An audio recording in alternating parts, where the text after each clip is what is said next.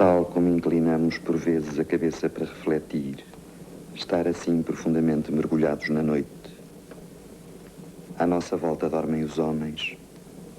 Uma pequena comédia, uma inocente ilusão de que eles dormem nas casas, em leitos sólidos, sob tetos sólidos, estendidos ou encolhidos sobre colchões, nos lençóis, sob as coberturas. Na realidade, eles juntaram-se como antigamente e como mais tarde no deserto, um campo ao vento livre, um número incalculável de homens, um exército, um povo sob um céu frio, sobre uma terra fria. Homens que o sono lançara por terra no próprio sítio onde se encontravam, a fronte apoiada com força sobre os braços, a cara contra o chão, respirando tranquilamente.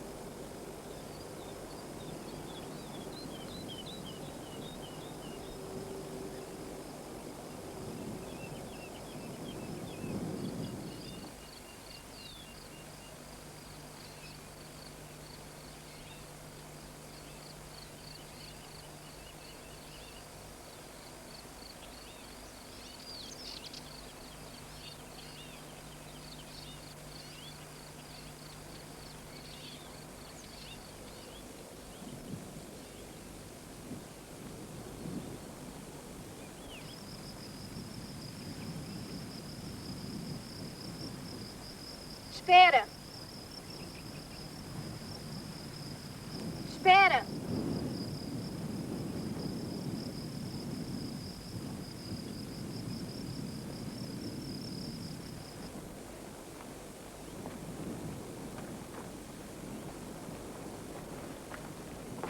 Mas quem és tu?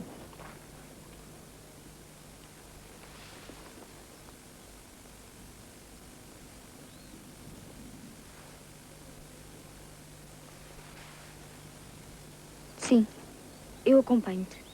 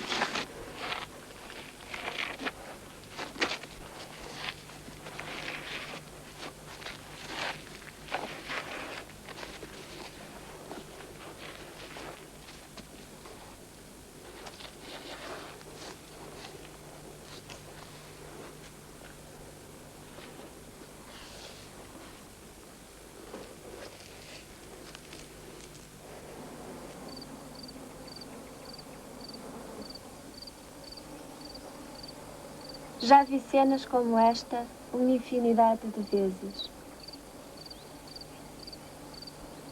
É insensato, sim, mas verdadeiramente muito belo.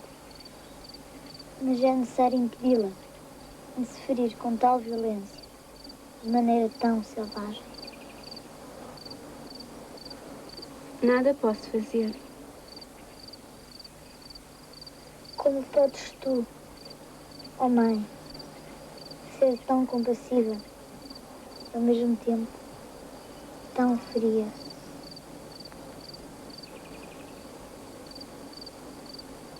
Aquela mulher, além, rasteja na obscuridade mais profunda.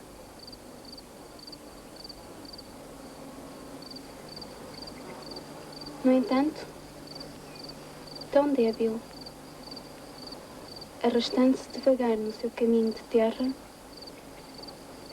ela tem dentro de si mesma tal força que poderia virar o mundo ao contrário. Como fazer para que chegue a pensar que tudo depende dela, que tudo poderia nela originar-se? E então, Essa pobre mulher é feita de hábitos mais fortes e antigos do que ela própria.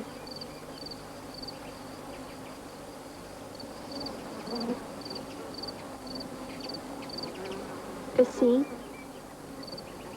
como poderíamos nós, estrangeiras, avisá-la?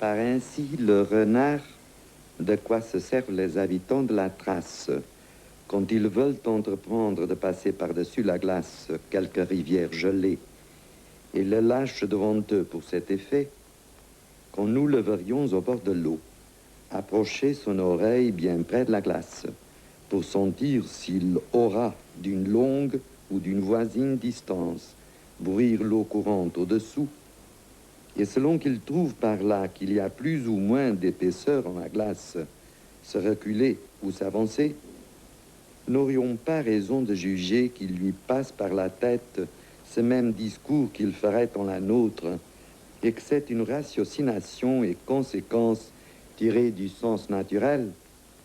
Ce qui fait bruit se remue, ce qui remue n'est pas gelé, ce qui n'est pas gelé est liquide, plie sous le fait.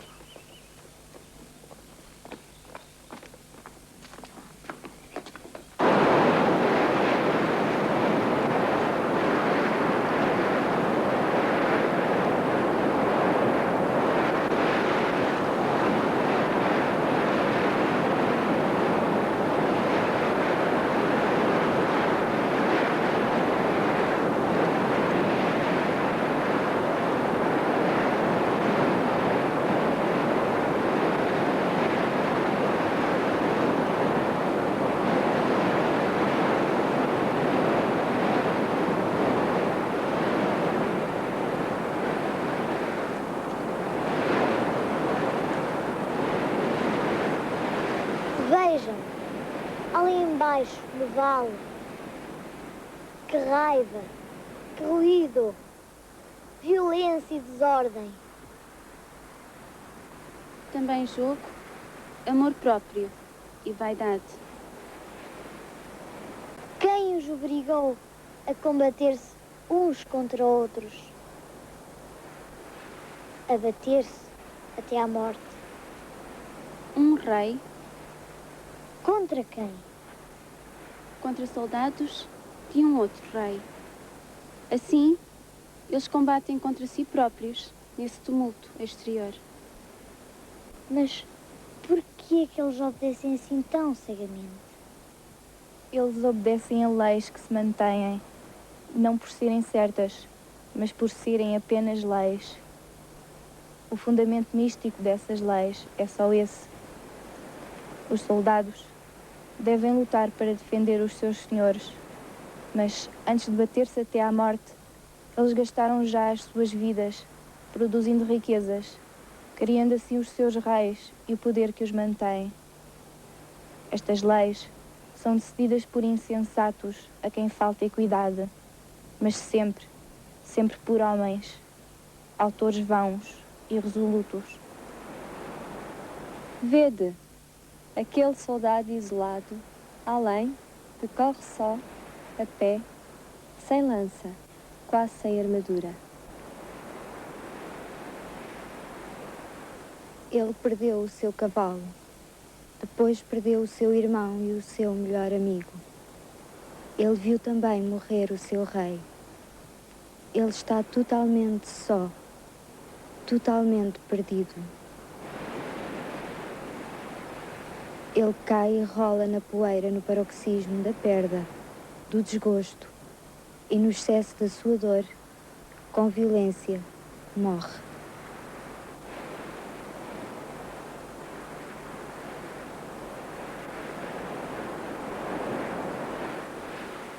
Esta guerra terminou há muitos anos já.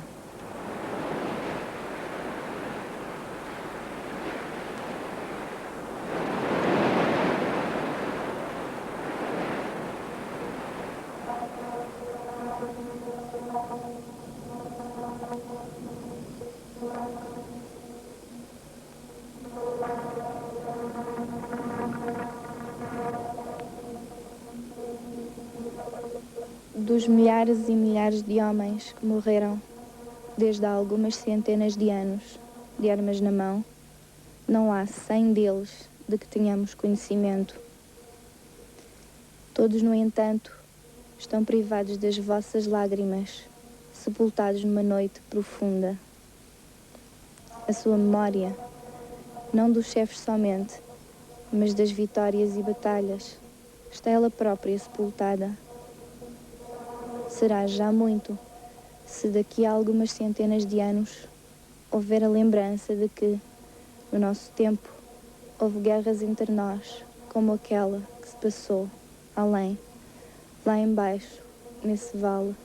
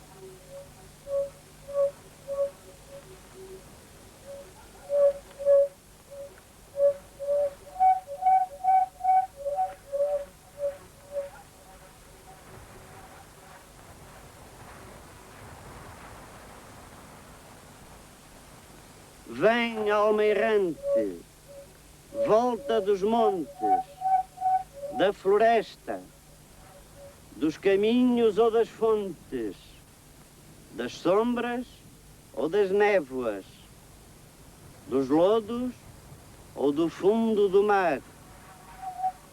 Por onde quer que tu vagueies, aqui nada te faltará. Vem comigo, alma, para a tua casa, ao abrigo das tempestades, do vento e da noite escura.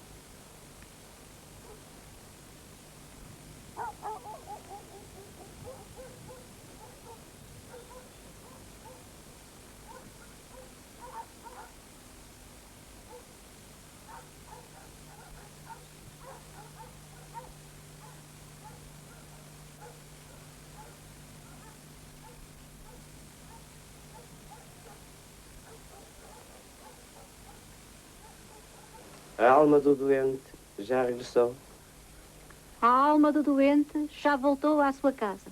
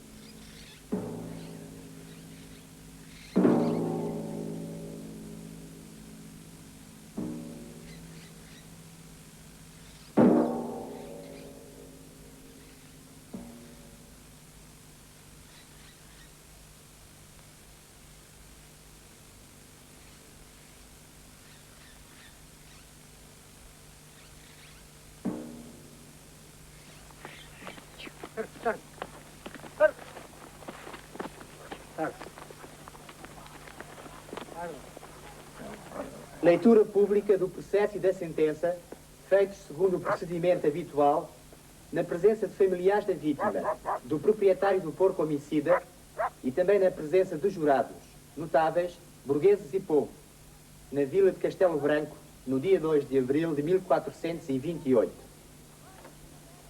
A pedido do pai da vítima e também das testemunhas oculares, fui encarregado pessoalmente, como procurador, de abrir um inquérito às circunstâncias em que o crime ocorreu. Assim, após as primeiras declarações das testemunhas, averiguei que o animal incriminado fora apanhado em flagrante delito quando devorava um recém-nascido de cerca de 2 meses e meio, que fora deixado no seu berço junto à porta de casa de seus pais. Confirmado assim o crime do animal, o executor de justiça e seus oficiais apoderaram-se da sua pessoa e encarceraram-no para ser justiciado após o processo habitual, na prisão desta vila onde foi inscrito como porco Silvano, do nome do seu dono Silvano, aqui presente.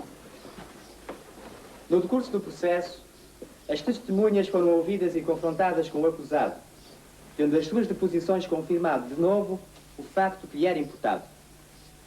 Fiz então a requisição, como jurado, do célebre cirurgião aqui presente e que veio da distante vila de Algozo para observar a vítima, o qual, após a observação, concluiu que as graves mutilações da vítima haviam ocasionado a sua morte. A seguir às suas declarações, foi ouvido o proprietário do animal, que confessou ser seu, com efeito, o porco que cometera o crime.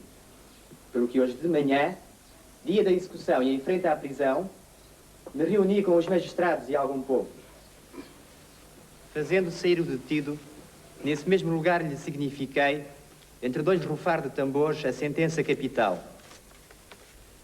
Com efeito, como procurador, olhei nos olhos o animal criminoso e declarei-lhe que, por ter devorado uma criança indefesa e assim causado a sua morte, era condenado em justiça à pena capital e seria morto e pendurado na forca, devido ao dito porco ser uma besta bruta.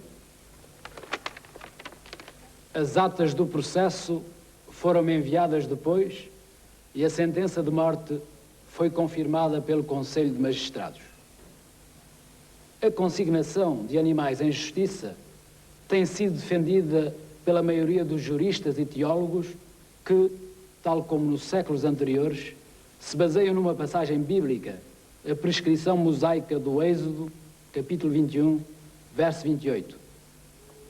Se um animal atacou e feriu um humano de tal modo que daí ocorreu a sua morte, esse animal será lapidado e a sua carne não será consumida, mas o dono será declarado inocente.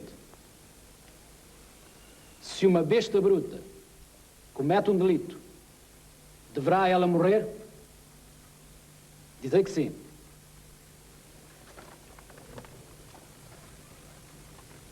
Segundo o uso e costume deste país e desta região, tendo Deus diante dos olhos, declaramos o porco acusado culpado de homicídio de uma criança indefesa e condenamos o culpado ao último suplício, sendo pendurado na potência até à morte.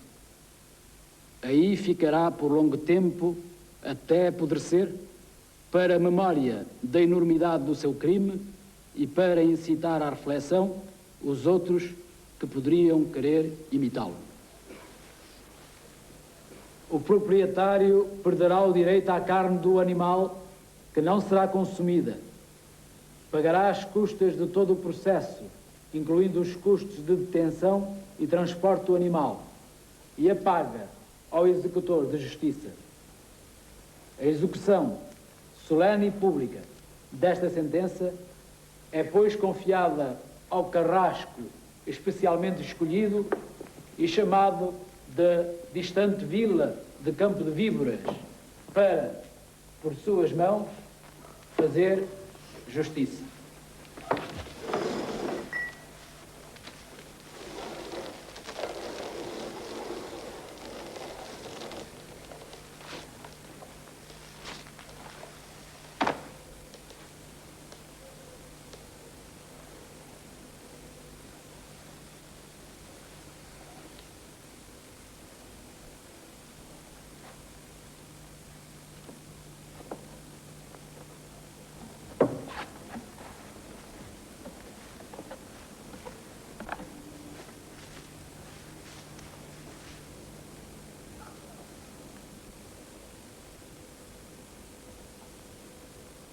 Nota das despesas pelo meu trabalho e salário, elevando-se a R$5 brancos e 8 soldos.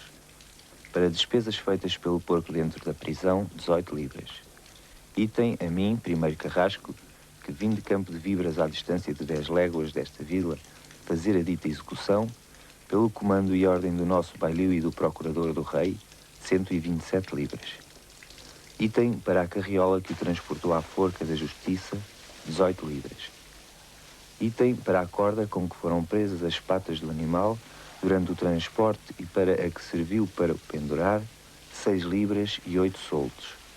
Item para luvas novas, para obras sobre o criminoso e evitar o contacto com a besta bruta, luvas que foram destruídas pelo fogo a seguir à execução, 6 libras.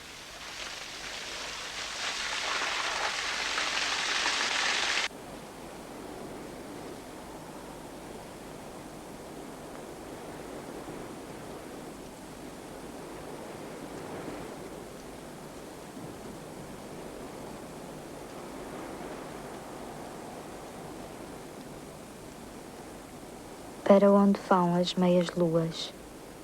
Para onde vão as luas em união com os anos? Para onde vão as estações? Diz-me as suas origens. Para chegar onde se apressam juntas as duas virgens de diferentes rostos, dia e noite. Para chegar onde se apressam as águas. Porque não descansa nunca o vento. Porque não descansa o espírito. Porque nunca param as águas em busca da verdade. Nunca, jamais.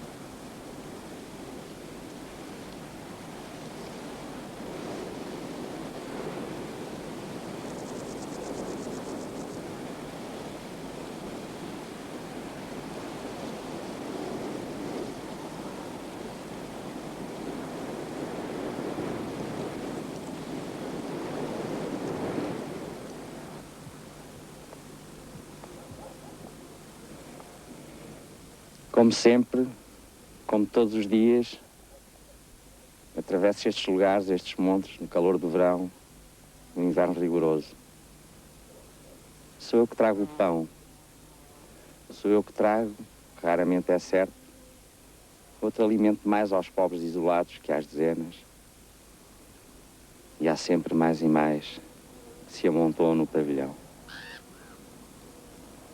Foram os meus senhores que o cederam como guarida a todos os que perdidos, doentes e famintos, vagueiam por este vasto país.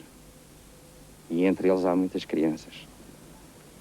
Dezenas de crianças famélicas, de olhos febris, de gestos lentos, de ventos inchados e disformes. Mas tudo mudou. Desde memória de homem, não houve nunca tal escassez de alimento como agora. Tais anos de fome, tal miséria, tais anos de fome como agora. Apresentei-me hoje cedo, como de costume, para receber o pão, mas foi-me recusado. Tudo mudou. Não podendo suportar por mais tempo, dizem estes miseráveis, os meus senhores ordenaram que a sua barraca de reclusão fosse incendiada, logo que todos os infelizes lá estivessem reunidos e bem fechados. É esse o motivo das minhas mãos vazias hoje. A esta hora, camponeses compassivos da região estão a retirar os corpos calcinados dos reclusos. E são várias centenas. Estendem-nos lá fora, no Restolho, em duas longas filas negras e feias de contemplar, tentando-se ainda salvar algum com vida, mas isso é impossível, pois as ordens eram de reforçar o teto de como com muitos mais montes de palha seca, antes de atear por fim o fogo.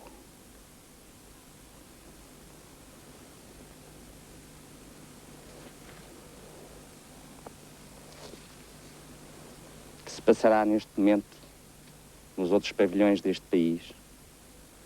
Como aqui, também neles falta alimento, ajuda humana e vida.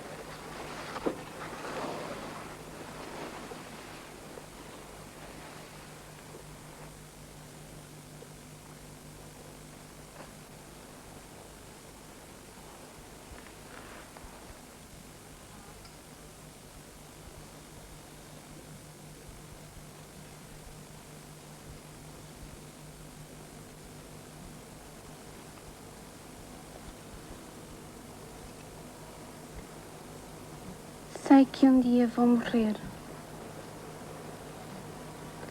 Sinto que um dia vou morrer. E neste instante sofro. Gostaria de ser verdadeiramente múltipla. Gostaria de ser mãe, infinitamente.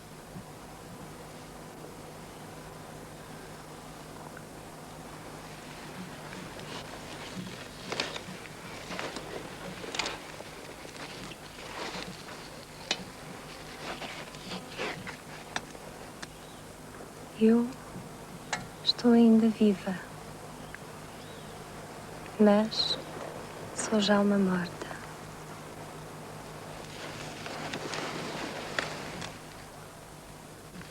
Não existo. Pensamentos frágeis dançam em mim. Mas, agora que te vejo, parece-me viver nos teus olhos.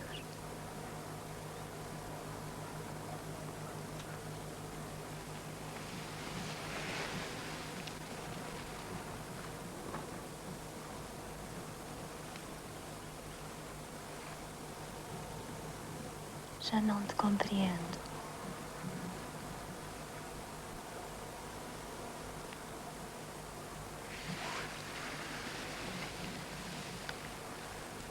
As minhas palavras são como o vento que passa.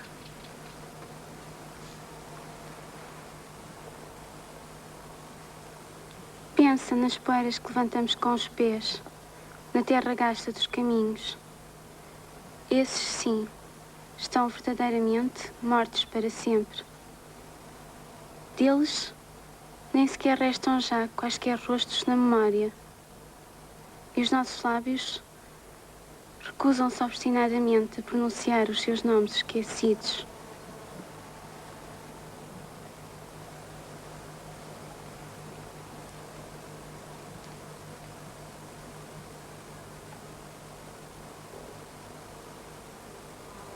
Já é noite. Regressemos a casa.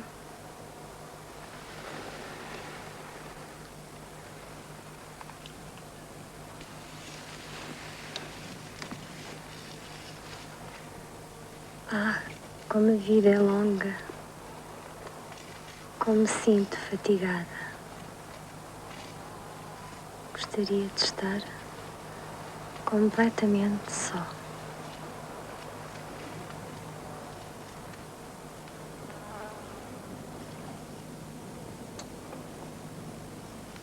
Eis uma alma fatigada, uma alma cansada de lutar.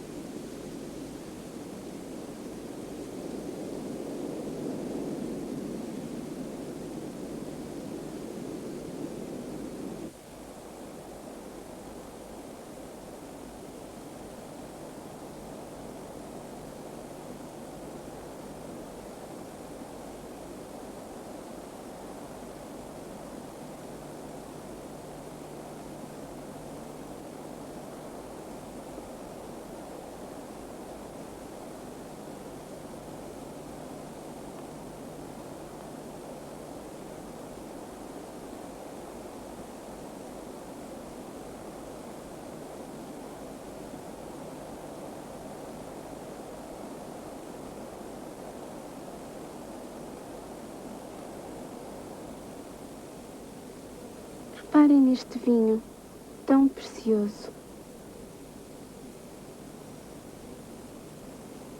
É feito de sol, de poeiras e de chuva.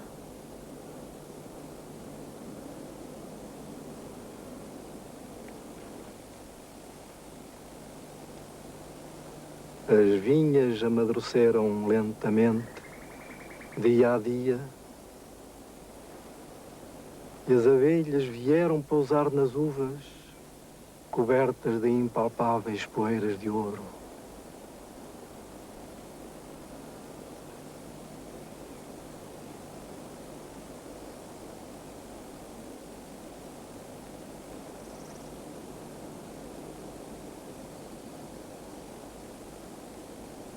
É um dos seus vinhos especiais?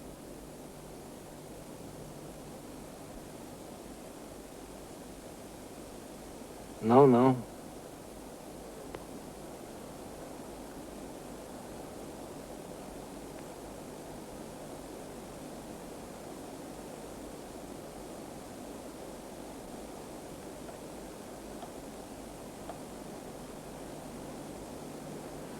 Não houve. O meu pai morreu há alguns anos já.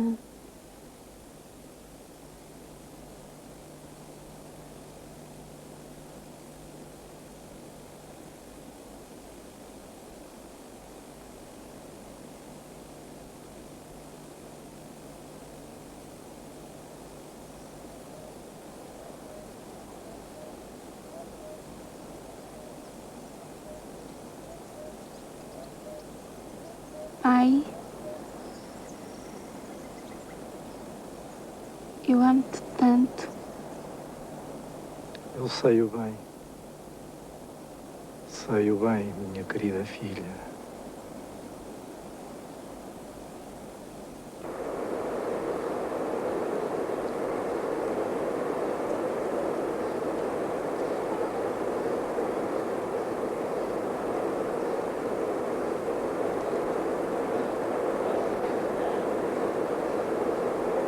Não, pai. Não vás.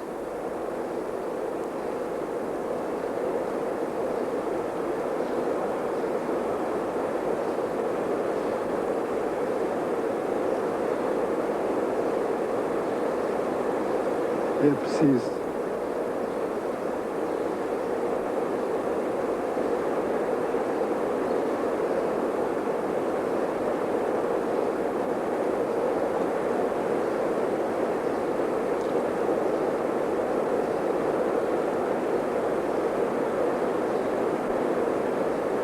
É preciso partir.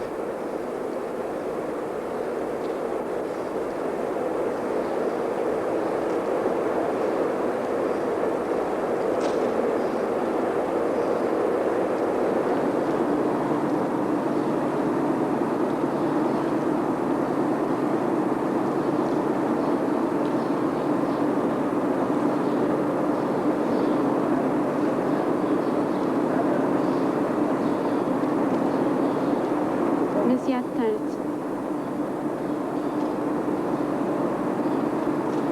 Demasiado tarde, pai.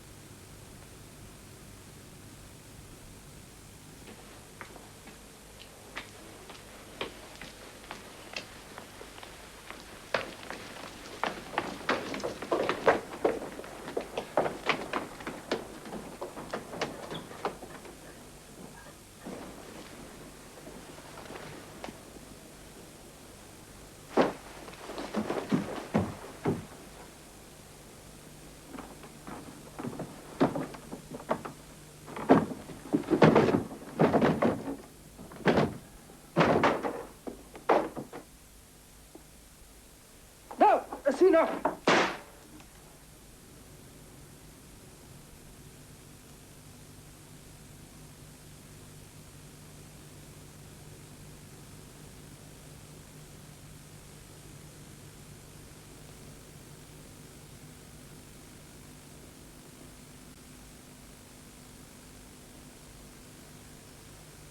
Um homem, ao atravessar um campo, encontrou um tigre.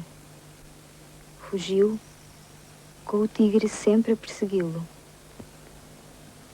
Ao cair num precipício, agarrou-se a uma raiz de videira brava e ficou suspenso nela. Em cima, o tigre farejava-o. Tremendo, o homem olhou para baixo, onde, lá muito ao fundo, um outro tigre esperava para o devorar. Só a videira o sustinha. 2 ratos, um branco e outro preto, pouco a pouco, começaram a roer a raiz da videira. O homem viu então um morango maduro perto dele. Agarrando-se à videira com uma das mãos, colheu o morango com a outra.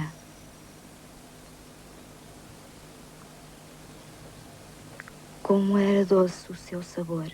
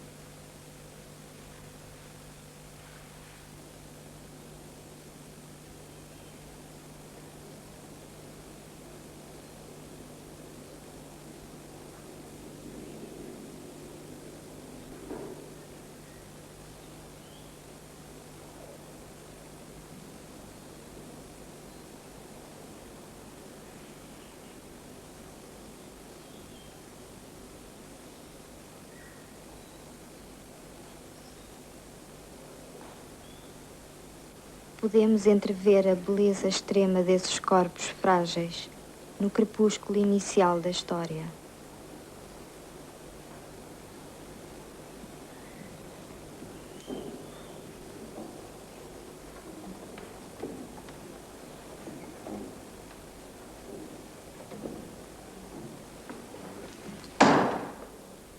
Quando as mães, não podendo deixar os seus filhos pequenos, ainda incapazes de se agarrarem aos seus corpos e aí se prenderem.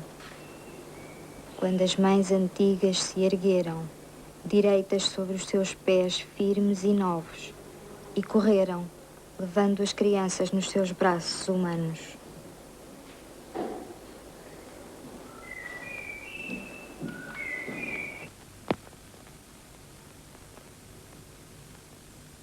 La tristesse soulève son masque de servante. Étrange fut la nuit où tant de souffles s'égarèrent au carrefour des chambres. À l'heure où les constellations labiles qui changent de vocable pour les hommes d'exil déclinent dans les sables à la recherche d'un lieu pur.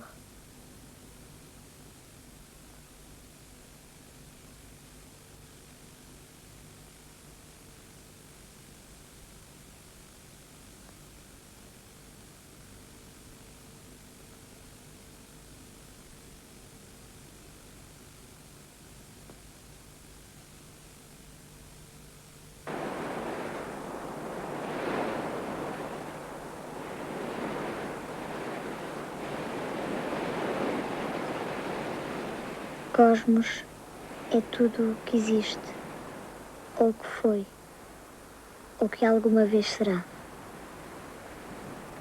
A mais simples contemplação do universo comove-nos. A voz enfraquece como uma recordação antiga, ou quando da iminência de uma queda no abismo. Sabemos que nos aproximamos do maior dos mistérios. O tamanho e a idade do universo ultrapassam a nossa compreensão. O nosso minúsculo lugar planetário está perdido num ponto, algures, entre a imensidão e a eternidade. Flutuamos no universo como um grão de poeira flutua no ar da manhã. A superfície da Terra que pisamos é o limiar do oceano cósmico. Ele chama-nos. Uma parte de nós sabe que lhe pertencemos e que dele viemos.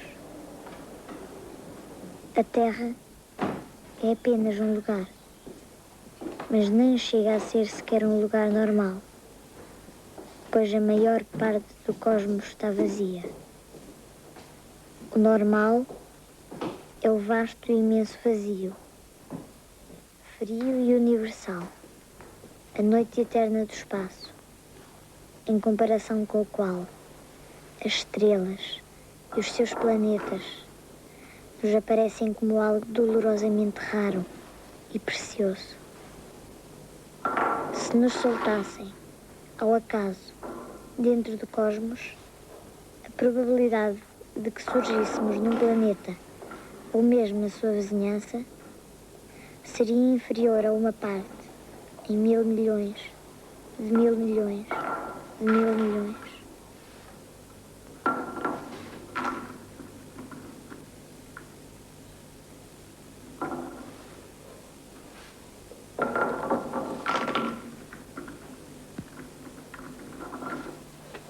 Sabe, eu creio que o brinquedo é um brinquedo fascinante, porque nos permite termos um modelo macroscópico mecânico de uma transição quântica. O que é indispensável, evidentemente, é a energia inicial para que possa traduzir a passagem do momento de inércia da posição inicial para o momento de inércia da posição final. E, no caso, não é tão simples quanto se pode imaginar.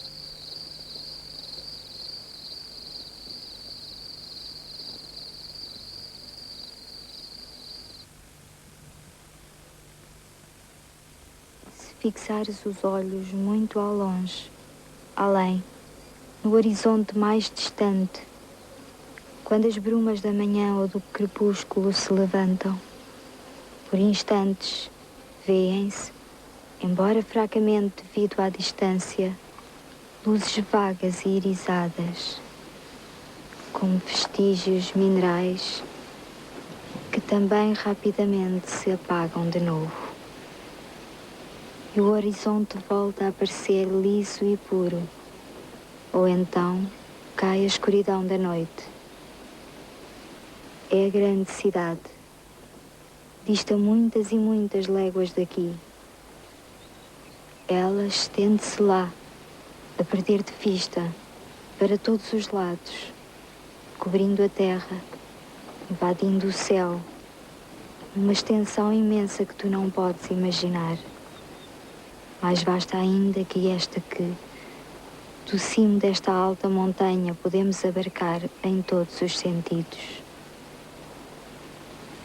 Não é lugar para ti.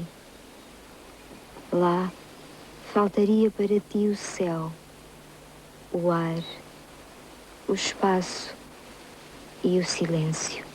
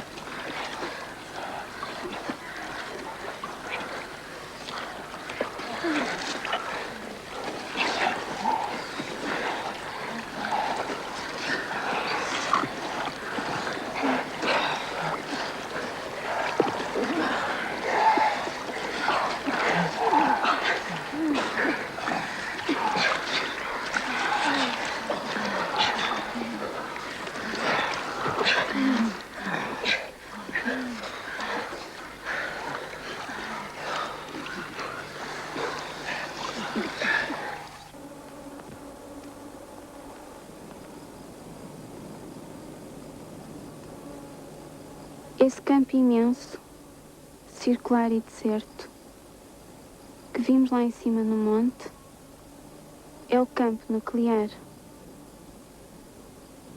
Chamo-lhe assim porque antigas experiências atómicas foram feitas nesta ilha, neste lugar. Tudo ficou reduzido a essas poeiras mortas, cor de cinza. E nunca mais voltaram a nascer as pequenas plantas que as crianças colhem e de que eu gosto tanto. As gramíneas ligeiras, os botões de ouro brilhantes. E todo esse campo, cujos limites nos parecem ainda tão nítidos, aumenta insensivelmente, ano após ano, em todos os sentidos, nesse alto planalto deserto. E como um imenso poço plano, cheio de cinzas leves e frias, extravasa de demasiado cheio sobre este vale, sobre esta ilha.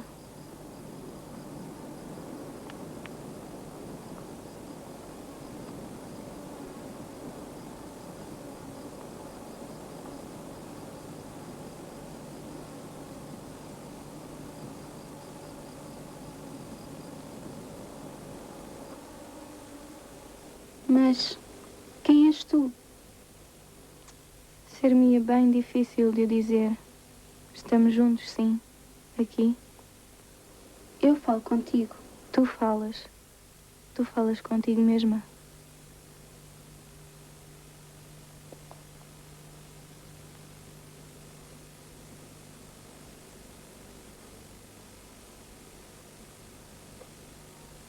Sim,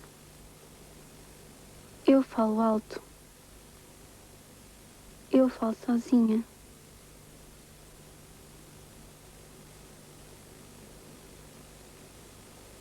Nós somos a mesma pessoa.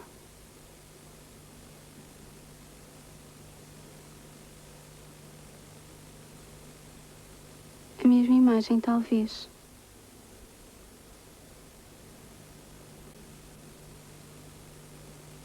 Como tu és belo.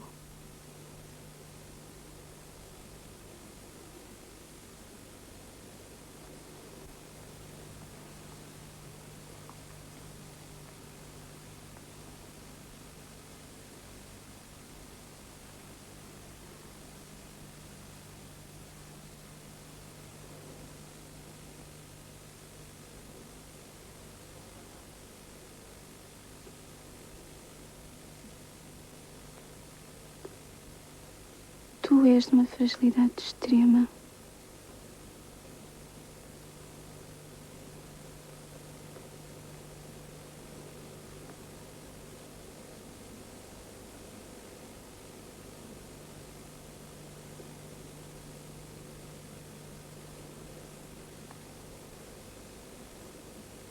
E, no entanto, és já tão velho. Eu sou contemporâneo de tudo.